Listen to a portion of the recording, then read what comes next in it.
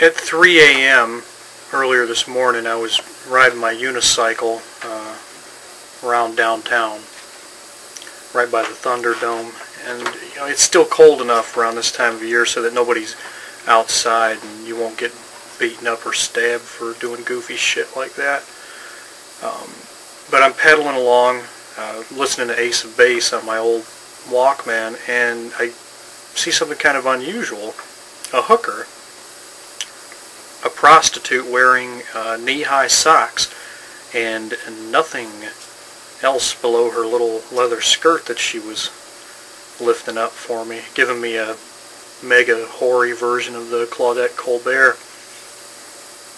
And after looking at her for a few moments, I noticed this little tattoo of singer Jim Croce just above home plate.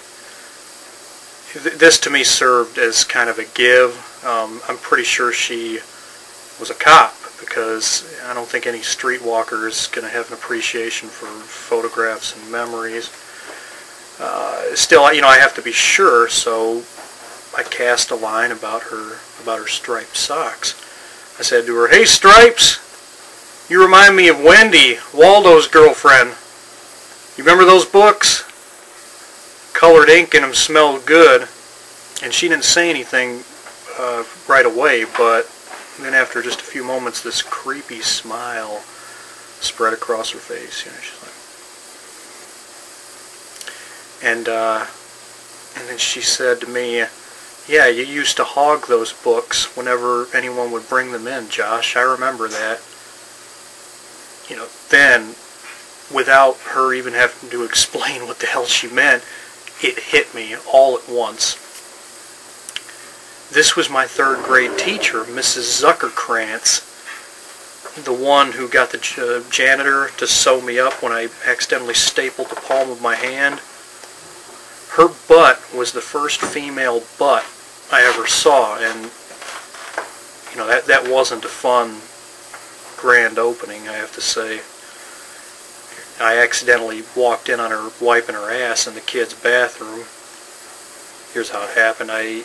This other student, Micah, he was distracting me, talking to me about how the sauce is the most vital ingredient to a good pizza, and not looking, I reached for a handle, and I was thinking it was on the supply closet door because I needed some more rubber cement to smell, and I pull on the handle, turn my head, and suddenly I'm staring at a big pimply ass smeared in shit, and Mrs. Zuckerkrantz's hand, wedding ring and all, reaching in, running gobs of toilet tissue through it.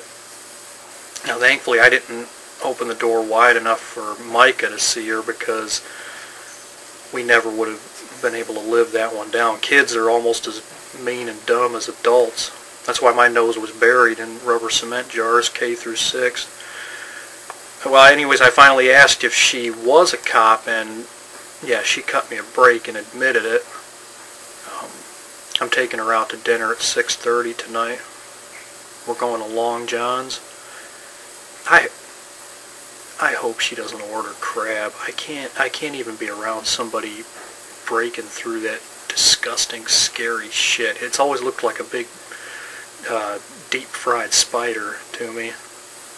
And don't get me wrong, I love the microwave blocks of the imitation stuff. A little bit of I can't believe it's not butter on it. Classless, I know, but far less spooky. I really should cancel on her ass, though. I mean, this is going to turn out just like the rest of my dates, because I know that she's going to have a huge problem riding my shoulders to Long John's, but all I've got's the unicycle, and we really don't have any place to go after the meal except back to the pad I share with those circus performers down in the sewer.